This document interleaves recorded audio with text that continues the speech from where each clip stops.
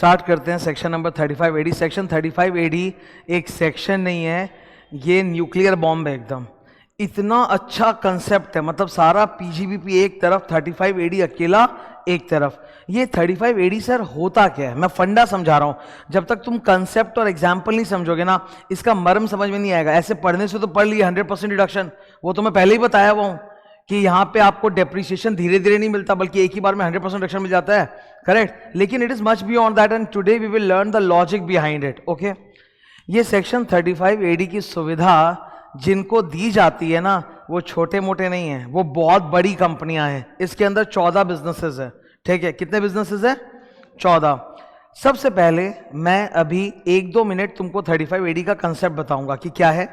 उसके बाद ये 14 बिजनेसेस है, एक एक बिजनेस मैं तुमको डिटेल में समझाऊंगा with real example of Indian companies जो ये धंधा करती हैं, ठीक है। फिर मैं तुमको ये बताऊंगा कि इनका इन्वेस्टमेंट का अमाउंट कैसा होता है जो इनको 35AD की देने की नौबत आ पड़ी, और देश के इकोनॉमी में, देश के ग्रोथ में इनका रोल क्या है। तो डिटेल में इसकी चर्चा करेंगे, पहले पूरा एकदम एग्जांपल्स के साथ, एंड देन मैं इसको रटवा भी दूंगा। मैं इसको रट्टा करने का तरीका ही बता दूंगा कि इसको मेमोराइज कैसे करना है। ऐसे तो जब मैं इसके बारे में तुमको किस्से, कहानियां, एग्जाम्पल बताऊंगा ना, तुम उसी से याद कर लोगे। पर फिर भी लास्ट में जब मैं पूरा डिस्कस कर दूंगा 14 बिजनेसेस, तब मैं उनको याद करने का तुमको ट्रिक भी सिखा दूंगा, उससे और आसानी से याद हो जाएगा। क्लियर है ना?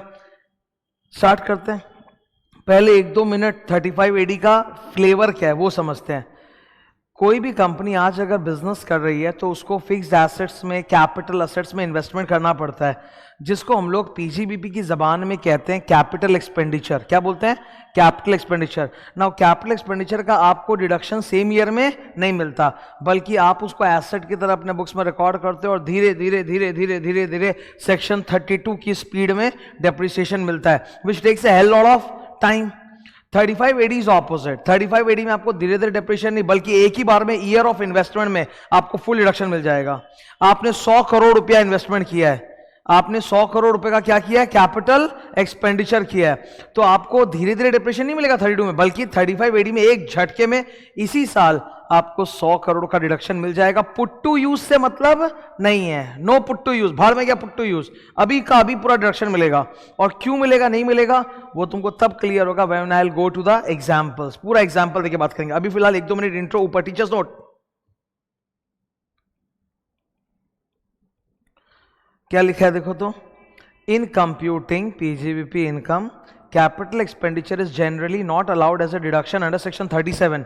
सेक्शन 37 जो जनरल डिडक्शन का सेक्शन है, उसमें 5 कंडीशंस होते हैं ना, उसमें 5 कंडीशन की कोई भी एक्सपेंडिचर का डिडक्शन आप क्लेम कर सकते हो, provided the 5 conditions are satisfied. What are the 5 conditions? Number 1, it should be wholly and exclusively incurred for business purpose, it should not be personal purpose, it should not be capital expenditure, it should not be illegal, and उसके ऊपर अलग से 30 to 36 का कोई deduction नहीं होना चाहिए, correct. तो वन ऑफ द कंडीशन बस कि कैपिटल एक्सपेंडिचर नहीं होना चाहिए। तो 37 का 1 बोलता है कि कैपिटल एक्सपेंडिचर का आपको जनरली से डिडक्शन नहीं मिलेगा। कैपिटल एक्सपेंडिचर के लिए आपके पास क्या है? डिप्रिसिएशन है, धीरे धीरे 32 में डिप्रिसिएशन देते रहो, WDV मेथड लगा के जन्म जन्मांतर लगेगा डिडक्शन में। However, section 35AD is an exception। यहां आपको जिस साल आप इन्वेस्टमेंट करोगे कैपिटल एक्सपेंडिचर में 100% आपको सेम ईयर में डिडक्शन मिल जाएगा। पर ये जो 35AD की सुविधा है ना, ये हर असेसी को नहीं है, हर बिजनेस को नहीं है, ओनली 14 स्पेसिफाइड बिजनेसेस को है। और वही बिजनेसेस तो मस्त हैं, तुम लोग पढ़ोगे ना तो इससे तुम्हारा नॉलेज बढ़ेगा। मतलब आज जब मैं 35AD के एग्जाम्पल्स पढ़ाऊंगा, तुम सिर्फ इनकम टैक्स नहीं सीखोगे, बल्कि तुमको बिजनेस की समझ होगी। तुम लोग जितने तरह के बिजनेसेस जानते हो ना अपने रियल वर्ल्ड में, ये गाड़ी का बिजनेस है, ये कंप्यूटर का बिजनेस है, ये फार्मास्यूटिकल है, उससे बहुत ज्यादा बिजनेसेस है दुनिया में। तो today you will learn 14 new types of big businesses जो पूरे वर्ल्ड में हो रहे हैं, हमारे देश में भी हो रहे हैं, ऑब्वियसली बात है, ठीक है। यहां पर आपको 100% डिडक्शन इन्वेस्टमेंट वाले साल में मिल जाएगा, पुट टू यूज की कोई जरूरत नहीं है, ठीक है। Hence, we can safely assume that the government is promoting these specified businesses. Okay. I'll star करो point number 3 को स्टार करो। हो गया ये 35AD का एक इंट्रो। अब बात करेंगे कौन से 14 बिजनेसेस है। Let's study. स्टडी करने के पहले एक बार जैसा मैं करूंगा वैसा तुम लोग करो।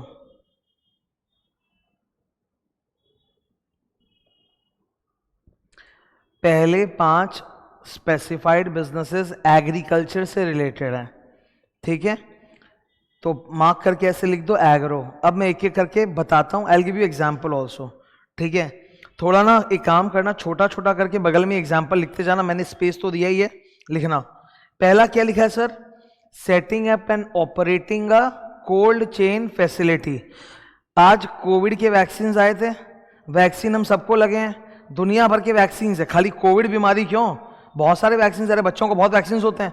अभी मेरे घर में 1 साल के 3 बच्चे हैं, ठीक है, जब से वो लोग पैदा होते हैं उनको कुछ वैक्सीन दिया जाता है। जब वो लोग डिलीवरी में पैदा होते हैं हॉस्पिटल के अंदर, डिलीवरी ओटी के अंदर, तभी उनको कुछ वैक्सीन दिया जाता है, और तब से लेके अब तक उनको न जाने कितनी बार वैक्सीन लग चुका है।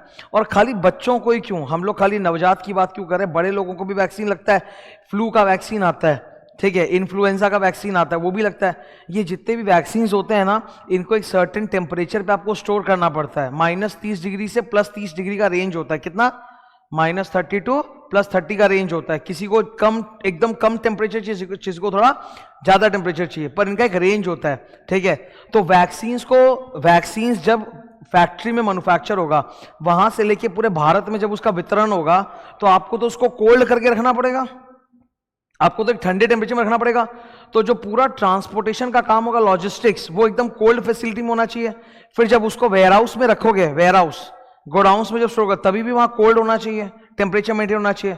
तो कोल्ड चेन फैसिलिटी एक ऐसी कंपनी होती है जो पूरा वैक्सीन्स या सर्टेन फूड आइटम्स या सर्टेन बेवरेज आइटम्स, उनका ट्रांसपोर्टेशन और उनका वेयरहाउसिंग एक सर्टेन कोल्ड टेम्परेचर पे मेंटेन करवाती है, ठीक है। कौन से सामान ऐसे हैं जिनको कोल्ड चेन फैसिलिटी द्वारा ट्रांसपोर्ट या वेयरहाउसिंग करना पड़ता है, एग्जांपल लिखो please. Vaccine, food, beverage, medicine etcetera, ठीक है। दिख रहा है तुम लोगों को, मैं एक एक एग्जांपल दूंगा, अभी देखो ना बवाल होगा इसका, एकदम नया नया धंधा तुमको समझ में आएगा, ओके। जो चीज़ की नॉलेज लोगों को काम पर जाके होती है प्रैक्टिकल वर्ल्ड में, अभी क्लासरूम में हो जाएगा। फर्स्ट एग्जांपल क्या लिखा है, setting up and operating a cold chain facility. Why do you need a cold chain facility? First of all we need because sir, ये सब जो सामान है ना, वैक्सीन्स है, फूड है, बेवरेजेस है and certain types of medicine है, इनको जब ट्रांसपोर्ट किया जाता है और गोडाउन में रखा जाता है तो कोल्ड टेम्परेचर पर रखना पड़ता है। जो कंपनियां ये काम करती हैं उनको हम लोग बोलते हैं कोल्ड चेन फैसिलिटी वाली company. Any example in India? Yes sir, we have an example. Bharat का one of the top companies है ये,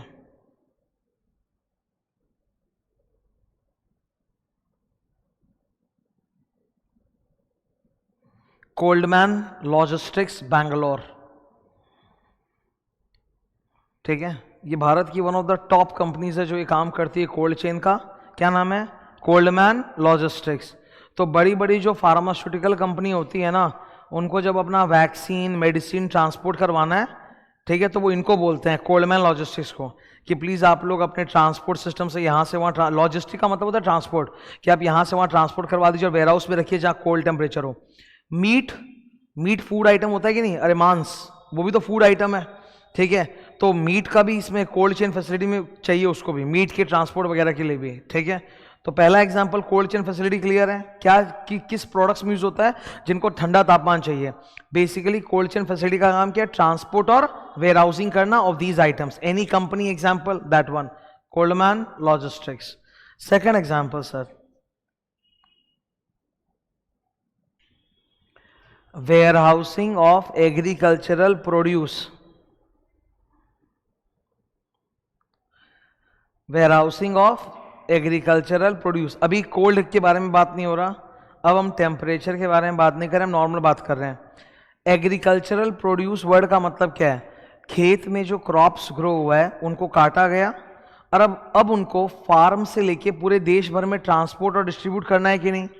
आज हम और आप शहर में बैठे हैं, हमारे घर में फ्रूट्स आ रहा है, वेजिटेबल्स आ रहा है, तो वो तो खेत में उगा था और वहाँ से उसको शहर तक ट्रांसपोर्ट किया गया, डिस्ट्रीब्यूशन किया गया, करेक्ट। नाउ ये सब जो एग्रीकल्चरल प्रोड्यूस आइटम्स होते हैं, आपको मालूम है अगर इनको घटिया तरह से ट्रांसपोर्ट किया गया तो खराब हो जाएगा, प्लस इनको क्विक ट्रांसपोर्ट सर्विस चाहिए क्योंकि इनकी लाइफ बहुत कम होती है। आप बनानास के बारे में सोचो ना जरा, घर में हम लोग जब केले खरीद के लाते हैं कुछ दिन के अंदर सड़ जाते हैं, मतलब 2 to 3 डेज में आपको खाना पड़ता है, ठीक है। And certain fruits and vegetables ऐसे होते हैं जिसको आप रेफ्रिजरेटर में डाल के रखते हो, है ना, तो इनको क्विक ट्रांसपोर्टेशन चाहिए। तो those companies which are involve in the warehousing of agriculture produce, warehousing and transport, कि उनको वेयर हाउस में रखना है फिर डिस्ट्रीब्यूट करना है, उन कंपनियों को भी यहाँ पे 35 AD में कवर किया जाता है। ये जितनी भी कंपनियां हैं ना, आप पढ़ोगे आपको पता चलेगा इनका इन्वेस्टमेंट 100 करोड़ में होता है, 100 करोड़, 1000 करोड़, 10,000 करोड़, इस लेवल का इन्वेस्टमेंट है इनका। एक एक साल के अंदर 500 करोड़ का इन्वेस्टमेंट करते हैं कैपिटल एक्सपेंडिचर में। अब आप सोचो 500 करोड़ का अगर भारत सरकार इनको धीरे धीरे धीरे धीरे डिप्रिसिएशन देगी तो मर जाएगा। तो भारत सरकार बोलती जाओ तुमको माफ है, तुम 35 AD के अंदर 100% रिडक्शन इसी साल में ले लो, तुम्हारा खर्चा हुआ ना तुम इसी साल ले लो, तुमको बाद में डिप्रेशन लेने की जरूरत नहीं, तुम अभी ले लो। नहीं तो जस्ट इमेजिन अगर इतना बड़ा इन्वेस्टमेंट ये लोग कर रहे हैं और आप इनको 100% रिडक्शन नहीं दोगे और बोलोगे धीरे धीरे डिप्रेशन मिलेगा, तो इनका तो हर साल टैक्स बहुत बढ़ जाएगा, specially in the year of investment. Cash flow की किल्लत हो जाएगी यार, पैसा नहीं रहेगा। एक तरफ 500 करोड़ रुपया लगा रहे हैं इस काम में, तो पैसा ऐसे ही शॉर्ट है, ऊपर से आप इनकम टैक्स पूरा मेरे से निचोड़ के लोगे तो गवर्नमेंट नो आपको 100% रिडक्शन इस साल मिल जाएगा। इनके इन्वेस्टमेंट्स बहुत बड़े होते हैं, लाखों में नहीं होते, करोड़ों में नहीं होते, हंड्रेड्स ऑफ करोड़ों में होते हैं। ये सब फैसिलिटी सेटअप करना मजाक नहीं है। Any company which does this warehousing and logistics of agriculture produce, yes there is, नाम लिख लो।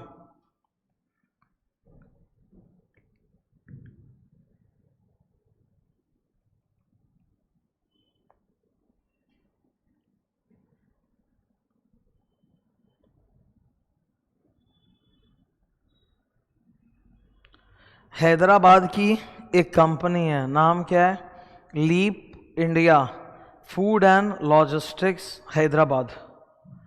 ये कंपनी फार्मर लोग का जो एग्रीकल्चरल प्रोड्यूस होता है उसको ट्रांसपोर्ट करना, वेयर हाउस में स्टोर करना, ये सब करता है। तो इसके लिए पूरा ट्रांसपोर्टेशन सिस्टम, ट्रक्स वगैरह खरीदने, वेयर हाउसेस क्रिएट करने, वो अरबों का इन्वेस्टमेंट है। Okay sir, India is an agro country, we need such systems. ये सब सिस्टम नहीं होंगे तो आप सोचो फार्मर का जितना भी उत्पादन है वो तो खराब हो जाएगा, तो फार्मर बेचारे को तो ऐसी लॉस लग जाएगा। तो we need such investments, government promotes it. 100% reduction आप इसी साल ले लो, आपको धीरे धीरे डिप्रेशन मांगने की जरूरत नहीं है। Third example, production of fertiliser in India. All of you know what is fertiliser, let me remind you if you don't know, fertiliser is different from insecticide and pesticide. Insecticide pesticide वगैरह जो होते हैं वो basically खेतों में जो आपका उत्पादन है, ग्रोथ है, क्रॉप्स है, उनमें जो कीड़े लग जाते हैं उसके लिए होता है। फर्टिलाइजर वो चीज़ नहीं है, फर्टिलाइजर वो चीज़ है जो आपके सॉइल की फर्टिलिटी को बढ़ाता है। जिस जमीन पे आप सपोज 2 टन टमाटर उगा सकते थे, अब आप उसमें 8 टन टमाटर उगाओगे, आपकी जो खेत में पैदावार है, आउटपुट है, वो 4 गुना बढ़ जाएगा। वी नीड दैट, हमारा पॉपुलेशन इतना बड़ा है, तो फार्मर अगर मेहनत कर ही रहा है तो उसको आउटपुट ज्यादा मिलना चाहिए कि नहीं, fertiliser helps in that output. I will take an example of the biggest fertiliser company in India, लिखो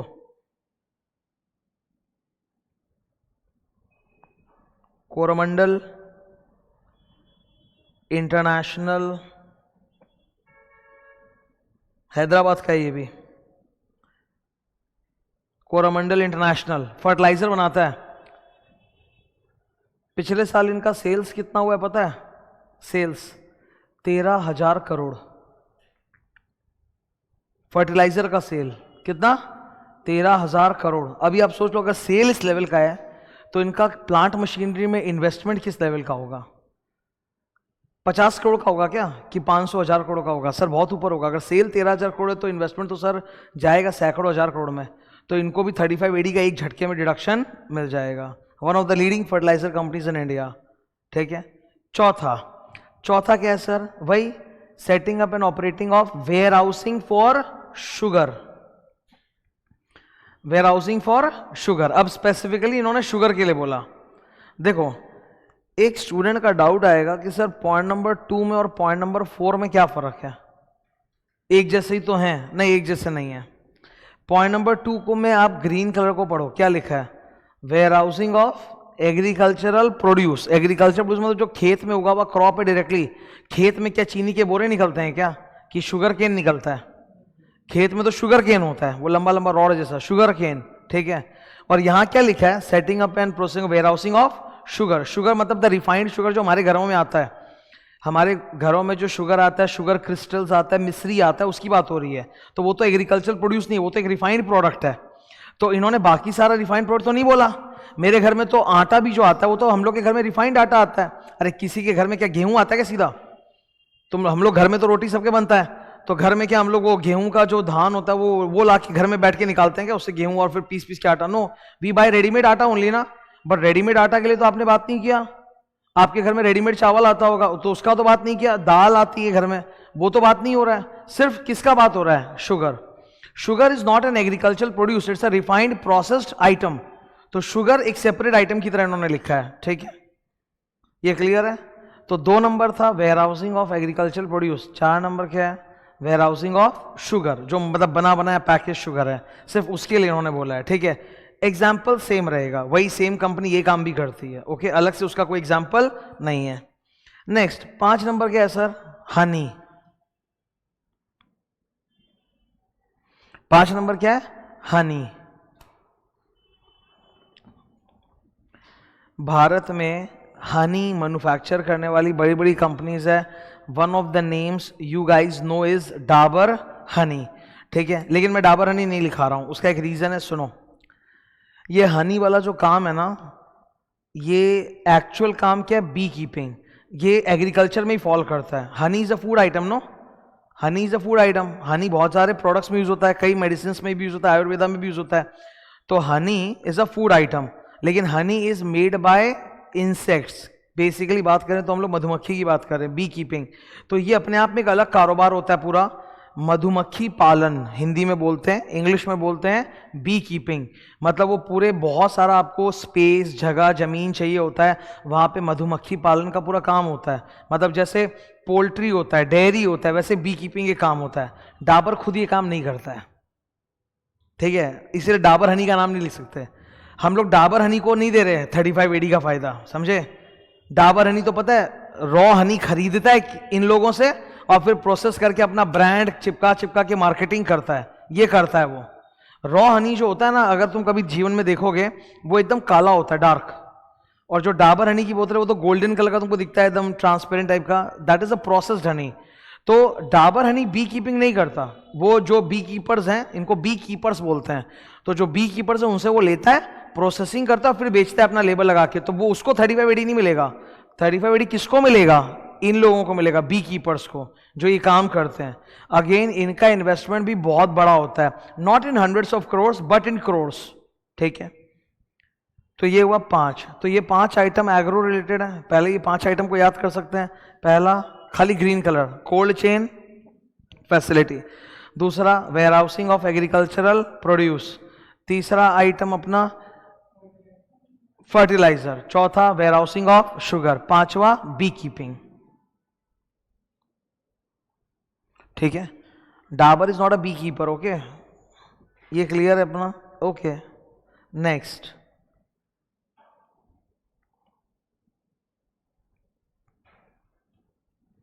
होटल, हॉस्पिटल, स्लम, हाउसिंग। ये चारों है तो अलग अलग आइटम, पर कहीं ना कहीं इनका कनेक्शन कुछ है, मिलता जुलता सा है, इसलिए मैंने इनको एक साथ लिखा है। और ये इजी है, ये बहुत इजी है, ठीक है। मैं डिस्कस कर देता हूँ। सबसे पहले होटल, 5 स्टार होटल की बात नहीं हो रही, बात हो रही है 2 स्टार होटल और अबव। किसकी बात हो रही है? 2 स्टार होटल और अबव। तो 2 स्टार, 3 स्टार, 4 स्टार, 5 स्टार सभी आएगा इसमें। होटल्स जो होते हैं वो भारत के अंदर टूरिज्म को बढ़ावा देते हैं।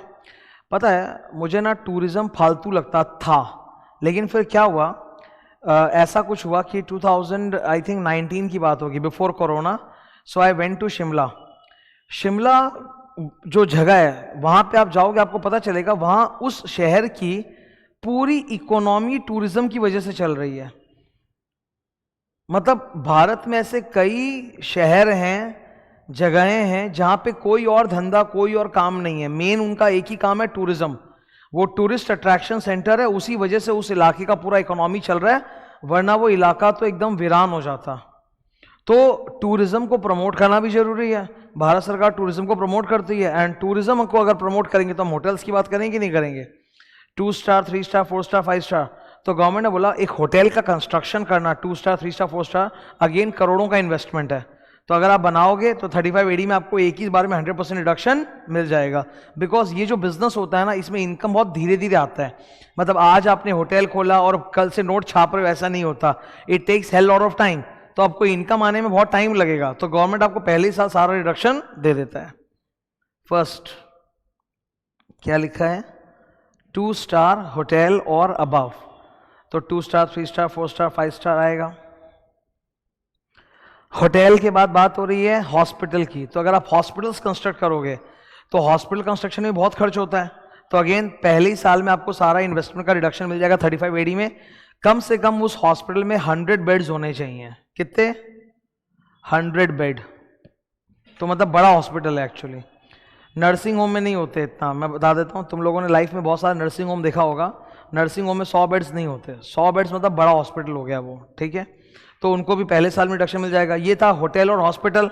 अब हम 2 ऐसी बातें करने जा रहे हैं जो एक्चुअली हमारे देश से बस्ती कल्चर को धीरे धीरे प्रॉपर पक्का मकान कल्चर में कन्वर्ट कर देगा।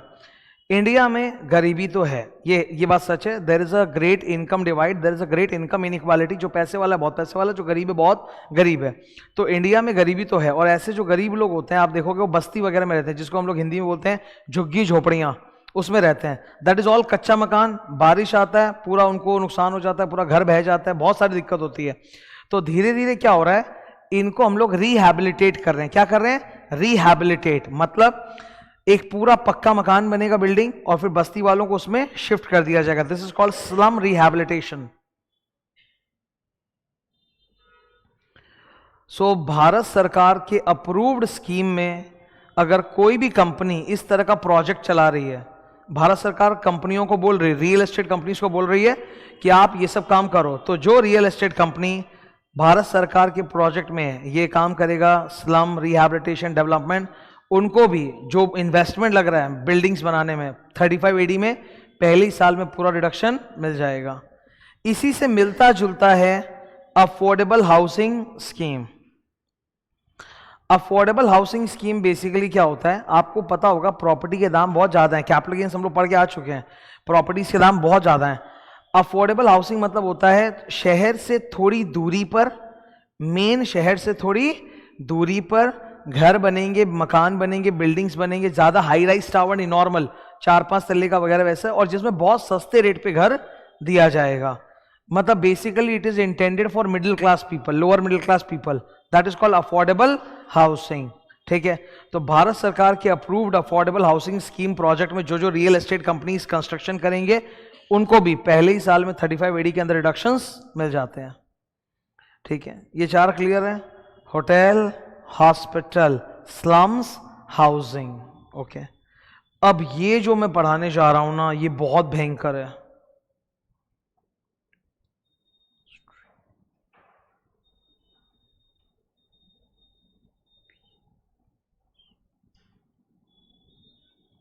इनको नाम दे दो heavy industry.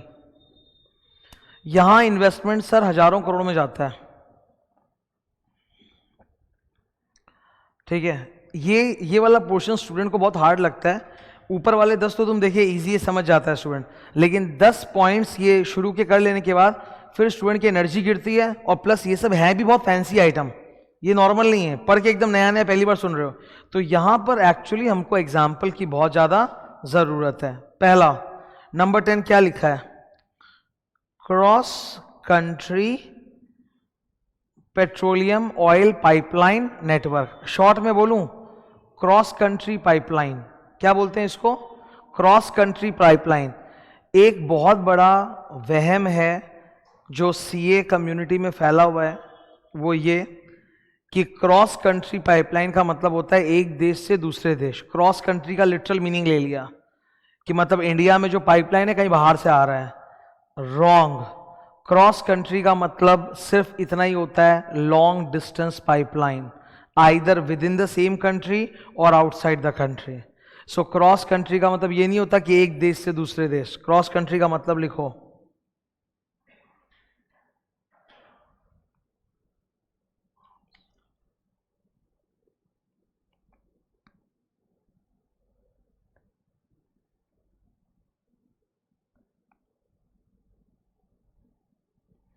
It can be within the same country और it can be one country to another country, दोनों पॉसिबिलिटीज है। मैं 2 एग्जांपल दूंगा इसके क्रॉस कंट्री पाइपलाइन का। ये इसको शॉर्ट में क्या बोलते हैं, यही नाम है, cross country pipeline. Cross country pipeline, cross country pipeline के अंदर क्या जा रहा है मैं बताता हूं। फ्यूल, इथेनॉल जानते हो ना, इथेनॉल, नेचुरल गैस वगैरह, पेट्रोलियम, क्रूड ऑयल, तो जहां से इनको निकाला जा रहा है वहां से इनको ट्रांसपोर्ट करना है। उसके लिए सीधा फैक्ट्री या प्लांट जहां पे पेट्रोल या नेचुरल गैस का उत्पादन हुआ है या जमीन के अंदर माइन से ऑयल एक्सट्रैक्शन हुआ है, वहां से इसको पूरा ट्रांसपोर्ट करना long distance. So cross country only means long distance, it does not mean one country to outside, it can be within the country, it can be outside the country. ठीक है, 2 कंपनियां जो ये काम करती हैं, बहुत महंगा होता है ये, बहुत महंगा। ये कोई नॉर्मल पाइप नहीं होता, जैसे हम लोग के घरों में जो पानी का पाइप है वैसा नहीं है बॉस, उसके अंदर इथेनॉल जा रहा है, एक माचिस अंदर घुस गया ना सब कुछ खत्म हो जाएगा। तो ये सब पाइपलाइन जो बनते हैं बहुत महंगे रॉ मटेरियल से बनाया जाता है एंड लॉन्ग डिस्टेंस होने की वजह से it is very very costly. अब पाइपलाइन सोचो, पेट्रोल ट्रांसपोर्ट का पाइपलाइन 200 किलोमीटर लंबा, कितना लंबा, 200 किलोमीटर लंबा, और वो पाइप भी कोई नॉर्मल प्लास्टिक का पाइप नहीं जिससे पानी जाता है, वैसा वाला नहीं, उसके अंदर से नेचुरल गैस, पेट्रोलियम ये सब जाएगा, हाईली फ्लेमेबल सब्सटेंस। तो कितना प्रोटेक्टेड और हेवीली गार्डेड होगा वो, इमेजिन करो। ऐसी पाइपलाइन को बिछाने का खर्चा सैकड़ों करोड़ में जाने वाला है, हंड्रेड्स ऑफ करोड़ में जाएगा। कौन करता है सर ये काम?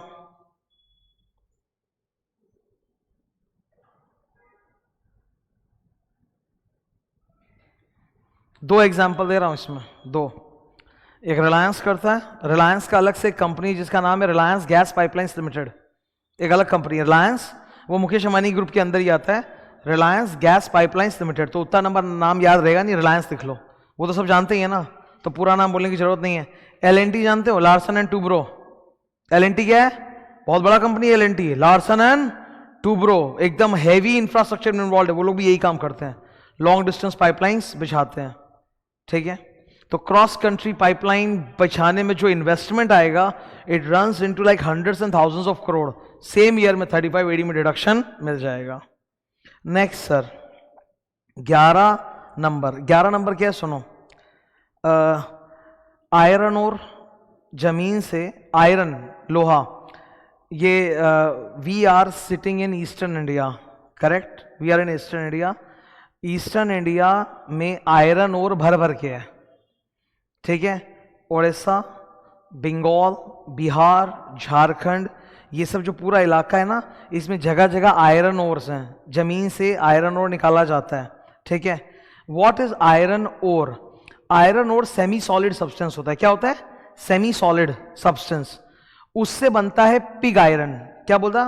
पिग, PIG, पिग आयरन जो होता है ना, तुमने कभी देखा नहीं होगा, मैं एक बार स्टील इंडस्ट्री के ऑडिट पे गया था, तो मैं बता रहा हूँ, पिग आयरन ना, अगर आप एक बड़ा सा पत्थर के बोल्डर की तरह होता है, ठीक है, मेटेलिक, उसको ऐसे पटकोगे ना जोर से तो टूट जाएगा, वो ब्रिटल होता है। जैसे ये थर्मस तो स्टील का बना है, इसको मैं पटकूंगा तो टूटेगा क्या? नहीं, इसमें वो हो जाएगा, डेंट लग जाएगा। पर ये ऐसे थोड़ा ना कि बेचूंगा तो कांच की तरह टूट जाएगा, पिग आयरन कांच की तरह टूट जाएगा। ठीक है, फिर पिग आयरन को कार्बनिंग करके, प्रोसेसिंग करके बनता है स्टील। तो ना हम यहाँ पिग आयरन की बात करें, ना हम स्टील की बात करें, हम बात करें आयरन ओर की। Iron ore is a semi solid substance जिसको कहते हैं स्लरी। क्या बोलते हैं? स्लरी। तो आयरन ओर को फैक्ट्री से ट्रांसपोर्ट करने के लिए जो पाइपलाइन बिठाया जाता है उसको कहा जाता है स्लरी पाइपलाइन। स्लरी वर्ड का मतलब होता है सेमी सॉलिड, मतलब इट्स नॉट लिक्विड और गैस, इट्स सेमी सॉलिड। ठीक है, तो आयरन और सेमी सॉलिड सब्सटेंस है, उसको ट्रांसपोर्ट करने के लिए पूरा स्लरी पाइपलाइन बिछाया जाता है। Very costly investment. Again I will tell you, इसमें एक रिस्क होता है कि वो स्लरी आयरन और जो होता है ना, उसमें बहुत सारा केमिकल मिक्स करके ट्रांसपोर्ट करना पड़ता है, नहीं तो होगा क्या, वो पाइपलाइन के अंदर ही जम जाएगा। लोहा है ना, वो तो आयरन और है, वो पूरा चिपक के उसको क्लोज कर देगा, ब्लॉक कर देगा। तो इसमें बहुत सारे केमिकल्स वगैरह ट्रीटमेंट करके फिर इसको ट्रांसपोर्ट किया जाता है। कौन सी कंपनी है जो ये काम करती है?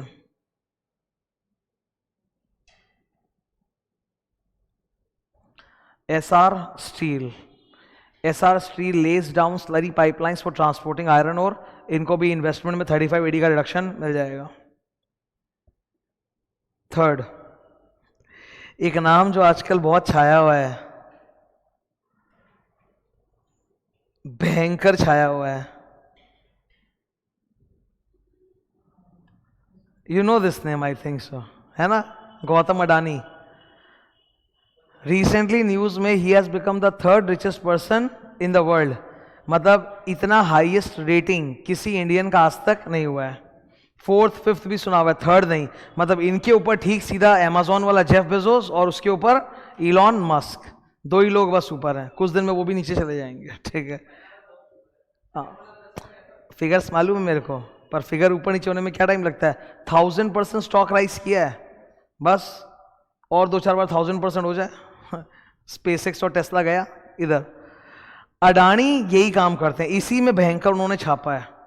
ये क्या है, इनलैंड कंटेनर डिपो या कंटेनर फ्रेट स्टेशन। ये क्या होता है बता रहा हूं। मैक्सिमम जो इंपोर्ट एक्सपोर्ट का कारोबार होता है ना, कौन सा कारोबार, इंपोर्ट एक्सपोर्ट। इंपोर्ट एक्सपोर्ट में मैक्सिमम समुद्र के रास्ते से कार्गो का ट्रांसपोर्टेशन होता है, एयर से नहीं होता। कैसे होता है, समुद्र के थ्रू होता है, ठीक है।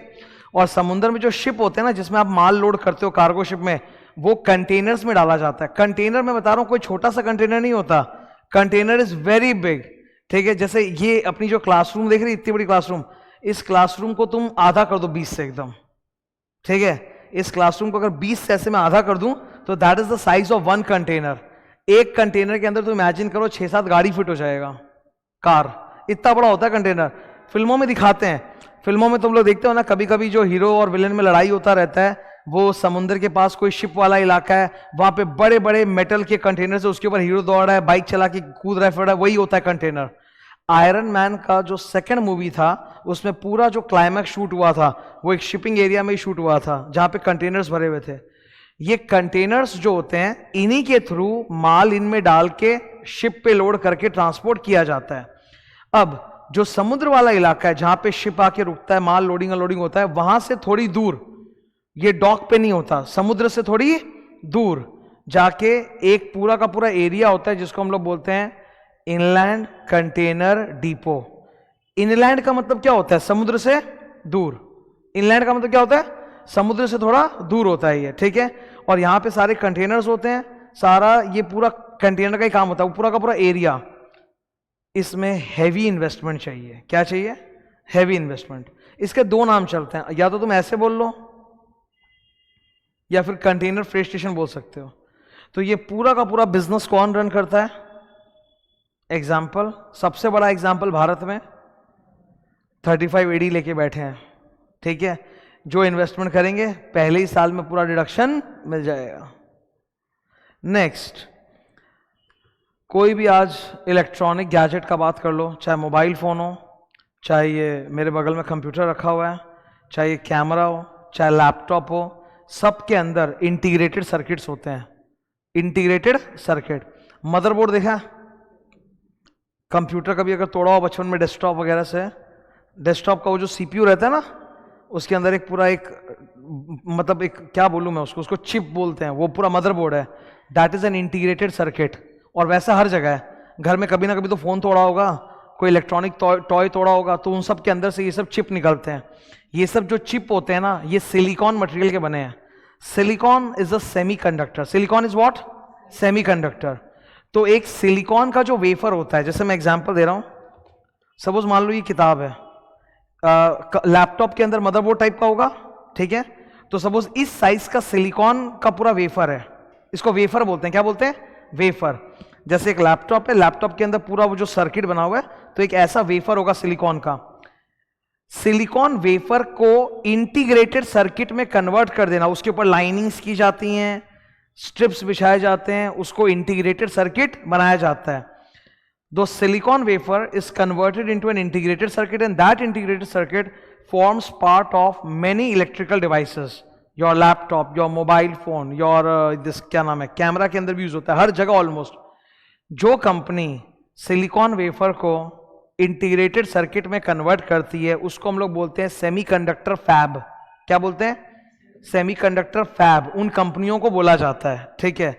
पूरा नाम बहुत लंबा है, सेमीकंडक्टर वेफर। वेफर मतलब जैसे जैसे आयरन एंड स्टील का अगर एक शीट होता तो उसको शीट नहीं बोल के लोग वेफर बोल रहे हैं, तो स्टील के बदले सोचो सिलिकॉन मटेरियल का एक शीट है, उसको वेफर बोल रहे हैं। तो सिलिकॉन वेफर। फैब्रिकेशन का मतलब है उस पर पूरा लाइनिंग्स कर करके उसको इंटीग्रेटेड सर्किट बनाया जाएगा। Manufacturing unit. अब इसका एग्जांपल, ये आज के दिन मॉडर्न टेक्नोलॉजी में सबसे ज्यादा जरूरी है, इनको शॉर्ट में हम लोग बोलते हैं सेमीकंडक्टर फैब। जो कंपनी ये काम करती है, क्या काम होता है ये?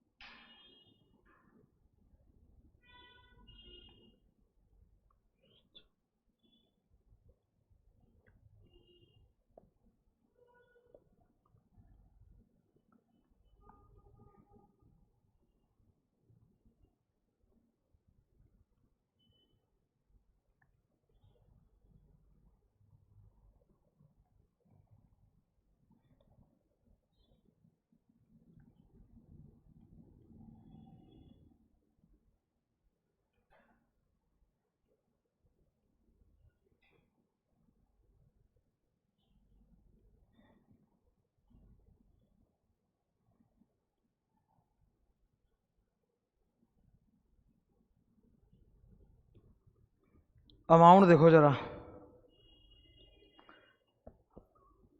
भारत सरकार ने, ये पहला होने जा रहा है भारत में सबसे बड़ा, ठीक है। वो आज के दिन हमारे घर में जो भी फोन आ रहा है, लैपटॉप आ रहा है, सब चाइना का माल है ना। बस कुछ साल के अंदर वो इंडिया का माल हो जाएगा, मैं बता रहा हूं, सब मेड इन इंडिया हो जाएगा। क्योंकि अब जितनी भी कंपनियां हैं बड़ी बड़ी, एप्पल, सैमसंग वगैरह, सबको ये चाहिए। तो भारत सरकार ने सिंगापुर की एक सबसे बड़ी कंपनी जिसका नाम है IGSS वेंचर्स, इनके साथ टाई अप किया है। ये लोग तमिलनाडु में सेमीकंडक्टर फैब चालू करने वाले हैं। ये लोग स्पेशलाइज करते हैं इसी में, यही इनका धंधा है। ये लोग सिलिकॉन चिप को किसमें कन्वर्ट करते हैं? सिलिकॉन वेफर को इंटीग्रेटेड सर्किट में। यही इनका काम है, जो हर लैपटॉप, हर मोबाइल, ऑलमोस्ट हर इलेक्ट्रॉनिक डिवाइस में चाहिए। तमिलनाडु में सेटअप करेंगे। इन्वेस्टमेंट कितना है? ताजा खबर है ये, ताजा खबर, ठीक है। 26,500 करोड़ का इन्वेस्टमेंट है। अब बोलो, अगर धीरे धीरे डिप्रिसिएशन दिया तो ये तो ऊपर चला जाएगा। तो इनको पहले ही साल में 35 AD के अंदर फुल डिडक्शन मिल जाएगा। पता है उससे क्या होगा? अगर इनको पहले ही साल फुल डिडक्शन मिल गया इतने बड़े अमाउंट का, तो पहले साल PGBP में इनकम आएगा कि लॉस आएगा? लॉस आएगा सर, डेफिनेटली लॉस ही आएगा। और आने वाले कई साल तक जो इनकम आती रहेगी वो इस लॉस से सेट ऑफ होते रहेगा। तो इनको कई साल तक एक तरह से देखा जाए तो इनकम टैक्स देने का नौबत ही नहीं आएगा। तो इनके ऊपर कम से कम इनकम टैक्स का बोझ तो कम हुआ ना। अब गवर्नमेंट इसको प्रमोट करे कि नहीं करे? ये हो गया चालू। इंटीग्रेटेड सर्किट अगर इंडिया में इस लेवल पे बनना चालू हो गया तो तुम जस्ट इमेजिन करो, सारी वर्ल्ड की इलेक्ट्रॉनिक कंपनी कूद के आ जाएगी इंडिया में अपना प्लांट खोलने के लिए। और जिस दिन वो मेड इन इंडिया हुआ, हम लोग को बहुत फायदा होगा, इकोनॉमी बूस्ट होगा, एम्प्लॉयमेंट तो बढ़ेगा ही, plus sir made in India होगा तो कॉस्ट भी इसका और ज्यादा कम हो जाएगा। आज तो इंपोर्टेड हो रहा है ना, बन कहीं और आ रहा है इंडिया में, तो इसका कॉस्ट भी कम हो जाएगा। तो इतना बड़ा इन्वेस्टमेंट है, 35 AD डिजर्व तो करता ही है। ये क्लियर है? अब ये इतना लंबा जो नाम है देखो, semiconductor wafer fabrication manufacturing unit. अब ये इजी हुआ कि नहीं? सेमीकंडक्टर मतलब सिलिकॉन मटेरियल, वेफर मतलब वो जो शीट को बोलते हैं, फैब्रिकेशन मतलब उस पर लाइनिंग्स एंड ग्रूविंग्स करके उसको इंटीग्रेटेड सर्किट बनाया जाएगा, मैन्युफैक्चरिंग यूनिट मतलब फैक्ट्री।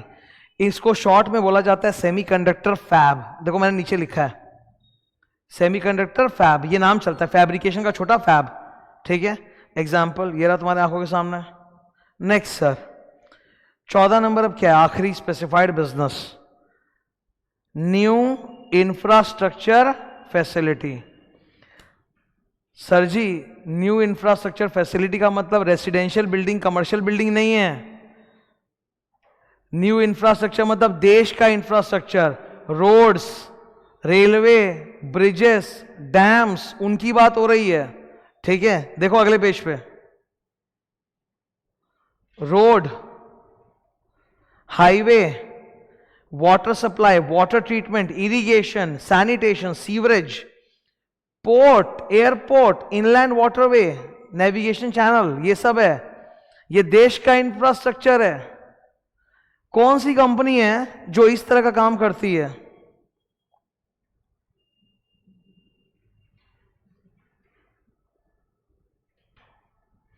ये नाम सुन लो, लार्सन एंड टूब्रो। इसमें हम जैसों को नौकरी, मतलब सीए सीएमए को नौकरी कम मिलता है, ज्यादा नौकरी मिलता है इंजीनियर्स को। अरे ये तो इंफ्रास्ट्रक्चर कंपनी है ना, तो डेबिट क्रेडिट से थोड़ा काम चलेगा इनका। दे नीड इंजीनियर्स, भयंकर इंजीनियर्स हायर होते हैं। सीएमए को भी लेता है ये, सीएमए को ज्यादा प्रायोरिटी देता है। ठीक है, अरे इंडिया में भाई हर जगह जहां नाम अंग्रेजों का, तो मतलब क्या, इंडियन कंपनी है boss. It's an Indian listed company, Larsen and Toubro, L and T. UltraTech cement का नाम सुना है? अल्ट्राटेक सीमेंट किसका है? आदित्य बिरला का। पैदा उन्होंने नहीं किया था, अल्ट्राटेक सीमेंट इनका था, नाम हुआ करता था एलएनटी सीमेंट। ठीक है, ये कंस्ट्रक्शन, बहुत बड़ी कंस्ट्रक्शन इंफ्रास्ट्रक्चर कंपनी है। ये लोग घर वर बना के नहीं बेचते। ठीक है, ये लोग देश का इंफ्रास्ट्रक्चर बनाते हैं। ये लोग सीमेंट का भी कंपनी खोले थे, क्योंकि cement is their major raw material. पर फिर इनको लगा कि ये लोग अपने कोर बिजनेस से हट रहे हैं, तो इन्होंने अपना एलएनटी सीमेंट बेच दिया था। आदित्य बिरला ने खरीद लिया था और एलएनटी का नाम मिलता जुलता बदल के कर दिया था अल्ट्राटेक। और जब ये नाम चेंज हुआ था ना, ये बात हो गई 20 साल पुरानी, तब अल्ट्राटेक सीमेंट का बहुत ऐड आया था टेलीविजन में हर जगह। एलएनटी अब हो चुका है UltraTech cement. It's the number 1 cement company in India. ठीक है, तो Larsen and Toubro, Larsen and Toubro भी अगेन ये साउथ में इसका हेडक्वार्टर है। I don't remember clearly, but may be in Chennai. ठीक है, चेन्नई या बैंगलोर में से एक जगह इसका हेडक्वार्टर्स है। क्लियर है ये न्यू इंफ्रास्ट्रक्चर? अभी देखो ये 14 बिजनेस देखो तुम्हारे आंख के सामने है। सारा एग्जाम्पल मैंने डिस्कस किया। मैं कितनी बार क्लासरूम में तुम लोग को बोला हूं इस बात को कि एक दिन आएगा भविष्य में, कई साल बाद तुम सब भूल जाओगे। तुमको कोई सेक्शन, कोई इनकम टैक्स, अगर तुम्हारा काम वैसा रहा तो याद रहेगा, वरना याद नहीं रहेगा। पर क्लासरूम में ये जो किस्से, कहानी, एग्जाम्पल्स है, ये तुम्हारा पीछा नहीं छोड़ेंगे, ये हमेशा तुम्हारे साथ रहेगा। This will help you. तो अब 35 AD का एक वैल्यू समझ में आ रहा है ना कि क्या वैल्यू है, because these things are building the nation. अगर इनको हमने स्लो डेप्रिसिएशन दिया तो ये लोग इन्वेस्टमेंट करने में डरेंगे कि हमको तो धीरे धीरे आप माइनस करने दोगे। बोला एक ही बार में माइनस ले लो 100%, जाओ पहला ही साल। पुट टू यूज से मतलब नहीं है। The year of investment you get 100% reduction, enjoy. सिवाय लैंड का नहीं मिलेगा, जमीन का ना डिप्रिसिएशन होता है ना रिडक्शन होता है।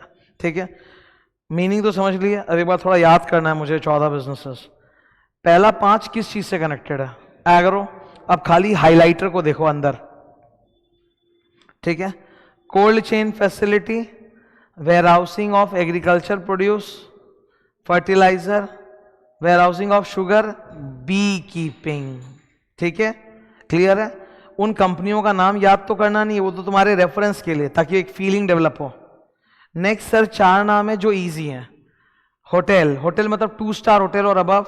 हॉस्पिटल मतलब कम से कम 100 बेड का अस्पताल। फिर स्लम रिहैबिलिटेशन डेवलपमेंट, और फिर अफोर्डेबल हाउसिंग, सस्ता हाउसिंग प्रोजेक्ट्स। ठीक है, नेक्स्ट हैवी इंडस्ट्री, एकदम महंगा वाला, भयंकर इन्वेस्टमेंट। पहला नाम क्रॉस, छोटा नाम cross country pipeline, cross country pipeline. अच्छा, पाइपलाइन से मिलता जुलता एक और पाइपलाइन है, स्लरी पाइपलाइन। एक्चुअली ना, जब आप 35 AD को खोलोगे तो आपको ये 14 पॉइंट का ऑर्डर थोड़ा चेंज मिलेगा। मैंने क्या किया, वो 14 पॉइंट्स के ऑर्डर को चेंज करके ऐसा बना दिया कि जो सेम टाइप के एक साथ रहें।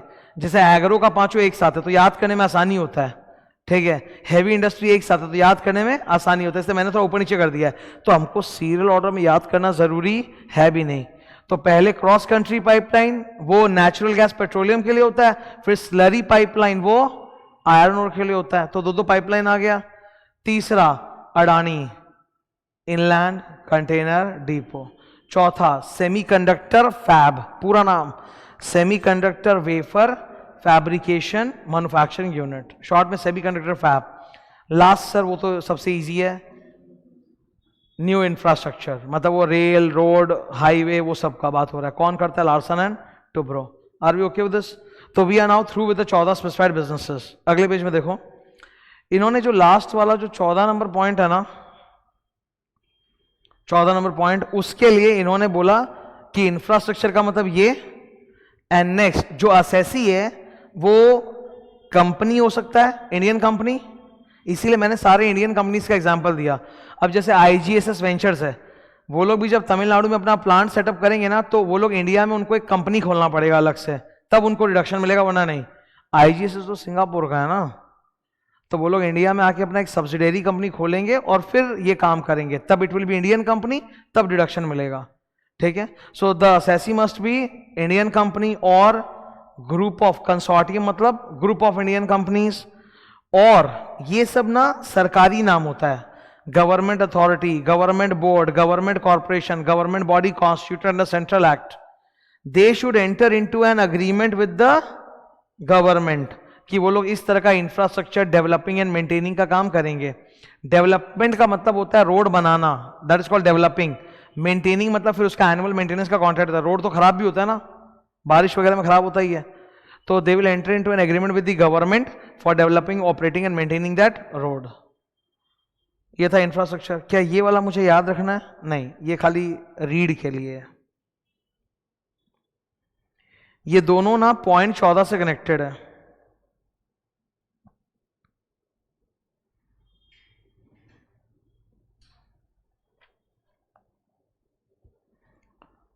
ओके, तो कौन से 14 बिजनेसेस को इस तरह की सुविधा मिलेगी वो तो चलो हमने सीख लिया। अब एग्जैक्टली जो सुविधा मिलेगी उसको डिटेल में पढ़ें। अब हम सेक्शन पढ़ेंगे 35AD सेक्शन। ये देखो, अच्छा एक छोटा सा बात है, इन लोगों को ना जो 14 बिजनेसेस है, इनको जो डिडक्शन की बात हुई है ये अलग अलग डेट से चालू हुआ था, कोई 2004 से, कोई 2012 से, कोई 2014 से, इस तरह से। तो हमको वो अलग अलग डेट सारा पुराना है वो याद रखने की जरूरत नहीं है। Okay, let's start 35AD। First point, quantum of deduction. तो आपको पहले साल में ईयर ऑफ इन्वेस्टमेंट में कितना डिडक्शन मिलेगा?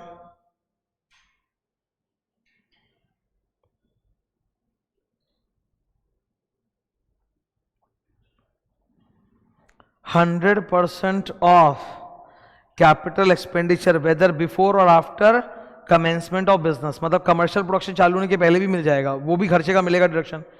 तो कैपेक्स अभी हम लोग देखो, कंस्ट्रक्शन तो पहले प्रोजेक्ट कंस्ट्रक्ट होता है, फिर तो कमर्शियल प्रोडक्शन चालू होगा। तो इन्होंने बोला before commencement of business, after commencement of business, दोनों में आपको डिडक्शन मिल जाएगा। ये याद रहना चाहिए, इंपॉर्टेंट है, बिफोर और आफ्टर कमेंसमेंट ऑफ बिजनेस, क्योंकि ये सब हैवी प्रोजेक्ट्स होते हैं यार, इनमें कमर्शियल प्रोडक्शन होने में टाइम लगता है, कई साल निकल जाते हैं खाली पाइपलाइन बिछाने में। तो बिफोर कमेंसमेंट हो या आफ्टर कमेंसमेंट आपको रिडक्शन पूरा मिलेगा 100%। ठीक है, कौन से चीज का रिडक्शन नहीं मिलेगा? लैंड और गुडविल का तो डेप्रिसिएशन भी नहीं मिलता, तो डिडक्शन तो सवाल ही नहीं उठता। एक और आइटम लिखा है फाइनेंशियल इंस्ट्रूमेंट्स। फाइनेंशियल इंस्ट्रूमेंट्स क्या होता है? ये इस लेवल पे इंटर में समझ में नहीं आता, ये फाइनल की चीज होती है। There are lot of financial instruments, ठीक है, बट इसके बारे में यहां पे डिस्कशन नहीं हो सकता अभी। ठीक है, सिंपली स्पीकिंग ये बस नाम याद रख लो, फाइनेंशियल इंस्ट्रूमेंट। फाइनेंशियल इंस्ट्रूमेंट एक अलग ही दुनिया है, मैं 5 मिनट में नहीं समझा पाऊंगा। फाइनेंशियल इंस्ट्रूमेंट एक इमोशन होता है, मतलब आप एक वाक्य में नहीं समझोगे, आपको पढ़ के इसके ऊपर कम से कम 5-6 घंटा एफर्ट मारना पड़ेगा, तब एक इमोशन डेवलप होगा, ओ अच्छा ये होता है financial instrument. So it's not something which I can teach you in 5 minutes. So क्या फाइनेंशियल इंस्ट्रूमेंट हम लोग जीवन में कभी सीखेंगे? हाँ सीखोगे, जब ऊपर वाली क्लास में जाओगे फाइनल लेवल पे। बहुत इंडेस, इंडेस सुने हो? इंडेस, तो इंडेस में लास्ट किट वर्ड जब जाओगे तब आएगा फाइनेंशियल इंस्ट्रूमेंट, तब वहां सीखोगे, सुनोगे पहली बार, और वहां भी एक दिन में समझ में नहीं आने वाला, आई एम टेलिंग यू। काफी दिन, काफी आवर्स स्पेंड करने के बाद देन यू विल डेवलप, अच्छा ये होता है। ठीक है, सो इट टेक्स टाइम। बस यहां पे याद रख लो कि इन 3 खर्चों का आपको रिडक्शन नहीं मिलेगा, लैंड गुडविल, उसका डिप्रेशन भी नहीं है, और फाइनेंशियल इंस्ट्रूमेंट्स। नेक्स्ट, जो भी खर्च हो रहा है वो ऑब्वियसली पक्के में होना चाहिए। अकाउंट पे चेक, अकाउंट पे demand draft, electronic clearing SIM, prescribed ई मोड। प्रिस्क्राइब्ड ई मोड मतलब याद है रूल 6 अब्बा, ठीक है, वैसे होना चाहिए। एनी एक्सपेंडिचर अबव 10,000 रुपीज, इन लोग मजाक कर रहे हैं, यहाँ करोड़ों के इन्वेस्टमेंट की बात हो रही है, ये लोग कितना छोटा अमाउंट दिए हैं? 10,000। बोला 10,000 तक कैश चलेगा, अरे 10,000 तक ये लोग करते ही नहीं है, इनका जो होता है सब बड़े अमाउंट का होता है। तो बोला 10,000 तक कैश चलेगा, लेकिन 10,000 से कोई भी ऊपर खर्चा है तो it should be in account payee cheque वगैरह। This is quite similar to section 40A subsection 3 which we will study one day. ठीक है,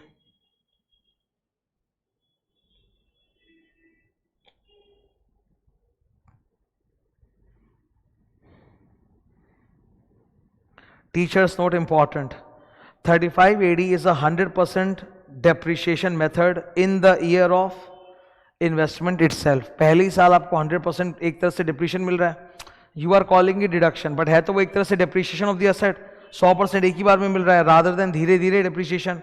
यहाँ put to use से कोई मतलब नहीं है। जो मैं इतने देर से बोले जा रहा हूँ वो फाइनली लिख के दे दिया प्रिंट में मैंने। ठीक है, अच्छा आपको तो 100% डिडक्शन मिल गया ना जो भी आपने इन्वेस्टमेंट किया, तो इसका आपको किसी भी अन्य सेक्शन में कोई डिडक्शन कोई डिप्रिशिएशन नहीं मिलेगा। That's common sense.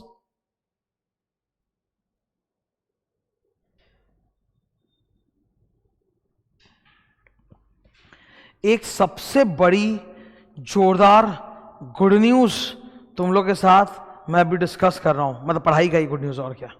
ठीक है, जब हम लोग डेप्रिशिएशन पढ़ते हैं ना सेक्शन 32 में ब्लॉक कंसेप्ट, वहां पे वो सब ड्रामा आता है कि सेल प्रोसीड लेस करो, opening WDV or addition less sale proceed, अगर नेगेटिव हो गया तो एसटीसीजी कैपिटल गेन्स सेक्शन 50।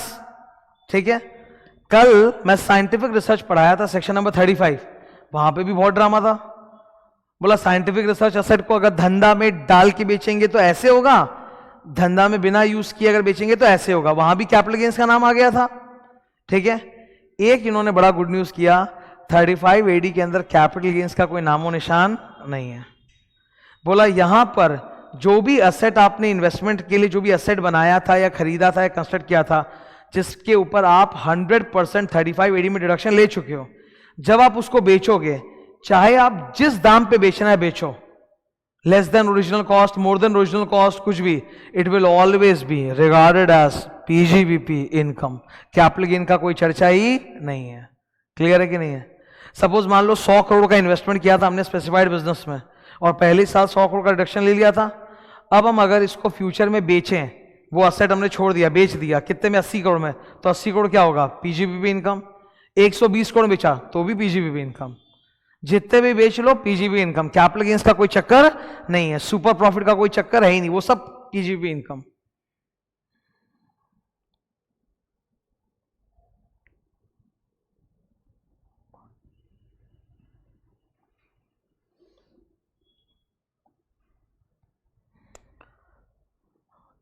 जिन असेट्स पे आप ऑलरेडी 35AD का डिडक्शन क्लेम कर चुके हो, अगर आप उनको बेचते हो तो आपने तो डिडक्शन तो पूरा ही ले लिया, तो अब 1 रुपए में बिकेगा तो 1 रुपया भी इनकम है। बोला जो भी पैसा आ रहा है वो पूरा का पूरा पीजीबीपी इनकम है, कैपिटल गेन्स का कोई चक्कर नहीं है।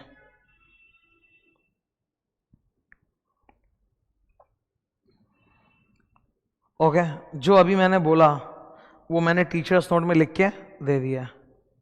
उसमें यही लिखा है कि आपको तो 100% डिडक्शन, 100 करोड़ रुपया खर्चा किए हो तो वो तो पूरा डिडक्शन मिल ही चुका है, तो अब तो अगर बेच के 10 रुपया भी आएगा तो वो 10 रुपया भी इनकम है ना, तो वही बात मैंने लिख के दे दी है। ठीक है, इट्स ऑलवेज पीजीबीपी इनकम, यहाँ कैपिटल गेन्स का चक्कर नहीं है, तो बड़ी अच्छी बात है तुम्हारे लिए, तो बहुत अच्छी बात, तुम्हारे लिए याद रखना आसान है।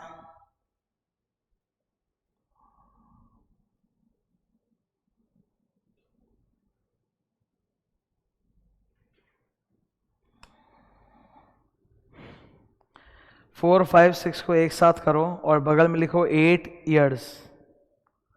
ठीक है, गवर्नमेंट का एक कंडीशन है कि हम आपको 35AD में 100% डिडक्शन अलाउ करेंगे, पर एक शर्त है कि आपने जो ये एसेट्स क्रिएट किया है, इन एसेट्स को कम से कम आप उस स्पेसिफाइड बिजनेस में 8 साल तक यूज करोगे। कितने साल? 8 साल।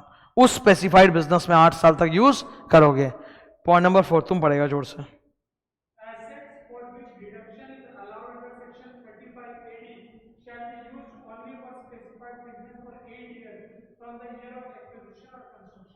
ठीक है, जैसे ये वाक्य पढ़ा जाएगा तुरंत डाउट आएगा, अगर नहीं किए तो, ये तो आएगा ही ना हाइपोथेटिकल, कि 8 साल तक नहीं किए, वो जो असेट बनाए थे वो स्पेसिफाइड बिजनेस में 5 साल किए, फिर उसको ट्रांसफर कर दिए किसी दूसरे बिजनेस में जो स्पेसिफाइड नहीं है. So if an asset has been transferred from a specified business to a non specified business within 8 years, तब फिर सरकार को गुस्सा आएगा. सरकार बोलेगी एक काम करो यार, तुमको तो मैंने पहले इसका पूरा रिडक्शन दे दिया था, अब तुम्हारे ऊपर 35AD हटा रहा हूं, तुम्हारे ऊपर 35AD हटा रहा हूं. मान लो कि तुम ये स्पेसिफाइड बिजनेस स्पेसिफाइड था ही नहीं, तब इस असेट पे आपको धीरे धीरे डिप्रीशिएशन मिलता. तो इस असेट का ओरिजिनल कॉस्ट माइनस 5 साल बाद आप ट्रांसफर करो ना, तो 5 साल तक अगर सेक्शन 32 में डिप्रीशिएशन लिए होते, प्लांट मशीनरी पे 15% होता है. ठीक है, तो original cost of the asset minus, मानेंगे नहीं कि स्पेसिफाइड बिजनेस में था, मानेंगे शुरू से नॉन स्पेसिफाइड में था, तो 5 साल का नोशनल डिप्रीशिएशन निकालो WD as per that section 32, वो माइनस करो, तो आज इसका जो WDV निकल के आएगा, ठीक है, आज इसका जो WDV निकल के आएगा वही हम लोग PGBP इनकम डीम कर लेंगे. फॉर्मूला देखो जहां मेरा हाथ है, PGBP income equal to total deduction allowed in 35AD, that is the cost of the asset, है ना, minus notional depreciation for so many years that you have used in specified business under section 32. तो मान लो एक 100 करोड़ का asset था, हम लोगों ने पहले साल पूरा डिडक्शन ले लिया था, उसको 8 साल तक यूज नहीं किया, 5 साल तक स्पेसिफाइड बिजनेस में यूज किया, फिर शिफ्ट कर दिया नॉन स्पेसिफाइड बिजनेस में. तो 5 साल तक आप उसको ऐसे मानोगे जैसे कि ये स्पेसिफाइड बिजनेस में कभी यूज हुआ ही नहीं था.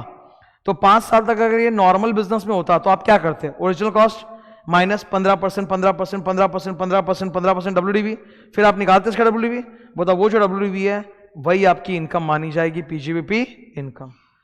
हम आपके बिजनेस को जिसको आप स्पेसिफाइड बोल के फायदा उठाए थे हमारा, हम उसको स्पेसिफाइड मानेंगे नहीं, हम उसको क्या मानेंगे, नॉन. तो आपको केवल 5 साल का जो डिप्रीशिएशन मिलता है वही मिलेगा, केवल आपको जो 5 साल का डिप्रीशिएशन मिलता है. लेट अस से एक फिगर बोल रहा हूं मैं, फिगर बोल रहा हूं, सपोज जस्ट ऐसे ही 100 करोड़ के एसेट पे अगर 15% डिप्रीशिएशन 5 साल तक देते हैं, तो मैथमेटिकली जो भी आएगा, मैं एक बार बोल रहा हूं लेट अस से 60 करोड़, ठीक है, तो 60 करोड़ का डिप्रीशिएशन माइनस कर कितना है, 40 करोड़. सरकार बोलती है आपने हमको स्पेसिफाइड बिजनेस बोल के फायदा उठाया था, हम उसको स्पेसिफाइड मानेंगे ही नहीं. तो अगर वो नॉर्मल बिजनेस होता तो आपको केवल 60 करोड़ का डिप्रीशिएशन मिलता, तो आपको उतना ही मिलेगा. तो आपने पहले 100 का फायदा उठाया, जबकि आपको मिलना चाहिए था केवल 60 का डिप्रीशिएशन, तो जो बचा हुआ 40 करोड़ है वो रिवर्स हो जाएगा, तो वो 40 करोड़ क्या माना जाएगा, PGBP इनकम. अभी फंडा समझ में आ रहा है, how is it being calculated. मतलब if you shift that asset from a specified to non specified business before 8 years, we will consider that as if it was never into specified business, it was always into a normal business. तब उसमें सिर्फ आपको depreciation ही मिलना चाहिए, तो आपको केवल उतना ही डिडक्शन मिलेगा, बैलेंस जो डिडक्शन है वो उड़ा देंगे. तो आपने जितना डिडक्शन एंजॉय किया उससे 100 करोड़, और अगर ये नॉर्मल बिजनेस होता तो आप डिप्रीशिएशन अब तक कितना लेते, 60 करोड़, तो आपको 60 ही करोड़ मिलना चाहिए, जबकि आपने कितना डिडक्शन लिया, 100, तो बैलेंस 40 रिवर्स करो, उसको क्या मान लो, PGBP इनकम. फंडा क्लियर है क्या, don't go after the formula, it's a simple फंडा. ओके. हाउएवर अगर आपने वो असेट को स्पेसिफाइड से नॉन स्पेसिफाइड में इसलिए डाला बिकॉज आपका धंधा डूब गया, ये इतना बड़ा हैवी धंधा चालू किया और ये डूब गया, सिक कंपनी हो गया, तब उस केस में माफ कर देंगे. तब 100 का मिला था रिडक्शन, लेट इट बी, तब हम कोई रिवर्सल नहीं करेंगे, बिकॉज आप लोग ऐसे भी सिक कंपनी हो, क्या इनकम दोगे, लॉस में तो चल रहे हो.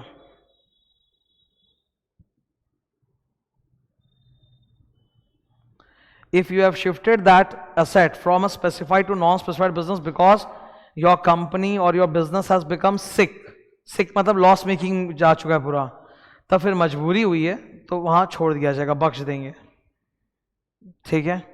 नाउ लास्ट ये वाला जो पॉइंट है ना, ये एक्चुअली जो मैं अभी 7 नंबर आप लोग को पढ़ाने जा रहा हूं, ये PGBP चैप्टर का नहीं है, ये set of and carry forward chapter का है. अंदर में देखो section number 73A,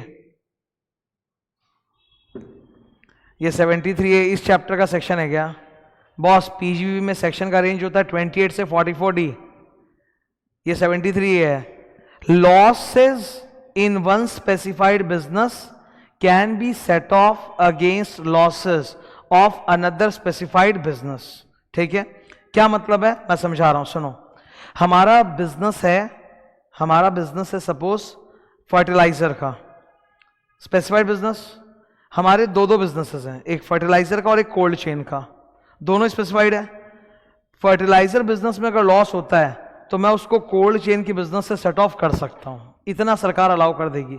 obviously fertiliser का लॉस फर्टिलाइजर के प्रॉफिट से तो सेट ऑफ हो ही सकता है, वो तो कॉमन सेंस है, पर बोल रहा है कि वन स्पेसिफाइड बिजनेस का दूसरे स्पेसिफाइड बिजनेस से भी सेट ऑफ में हो जाएगा, प्रोवाइडेड आप दोनों चलाते हो तो।